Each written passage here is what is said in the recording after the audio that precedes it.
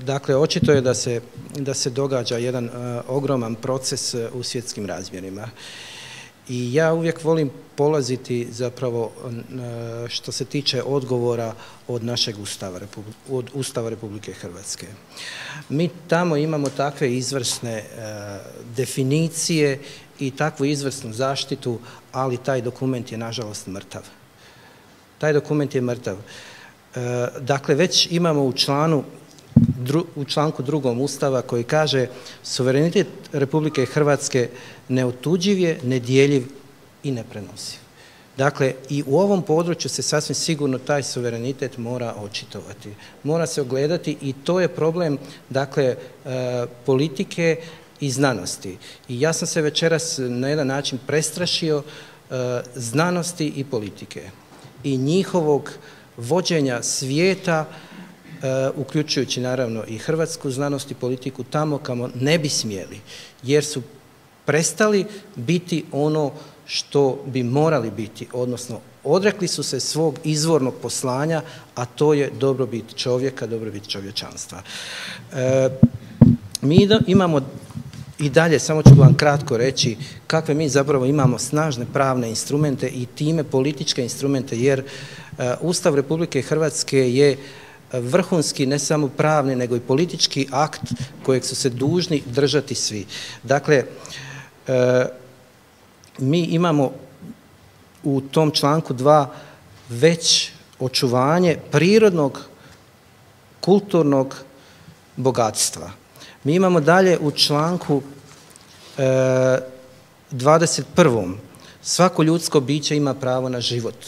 Ovo što smo večeras čuli je vođenje u smrt. Dakle, mi imamo temeljito kršenje Ustava.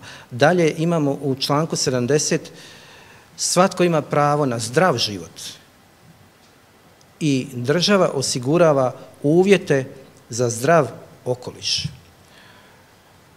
Evo, ovo je poziv znanosti i politici da se udruže. Ovo je sigurno i poziv udrugama, kao što smo večeras ovdje čuli, i svakako obiteljska stranka će sasvim sigurno raditi na tome i u našim temeljnim dokumentima ove stvari su apsolutno sadržane. Dakle, mi smo ove probleme detektirali već prije 4 godine kad smo naše temeljne akte donosili, odnosno program. Ja vas molim, pogledajte, imamo izvanredne definicije, prepoznavanje problema i dužnost nam je krenuti u jednu akciju, svatko u svom području, jer su ovo dramatične okolnosti u kojima je naizgled sve u redu, okolnosti u kojima naizgled nema rata, okolnosti u kojima je naizgled mir i naizgled se vode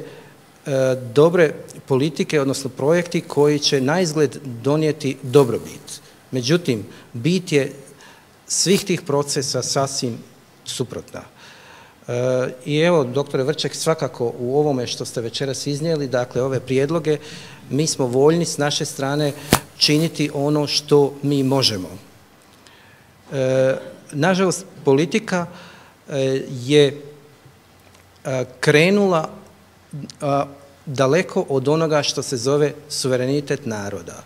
Znači, imamo na jednoj strani tu taj globalni proces ulaska svakog mogućeg smeća u sve narode i sve države, sva plemena, sve jezike koji se uništavaju, i imamo s druge strane nemogućnost onog što je dobro u tim narodima, komunikacije prema drugim narodima. Mi imamo, znači, takve očito barijere koje su stvorene i koje su opasne za čovječanstvo.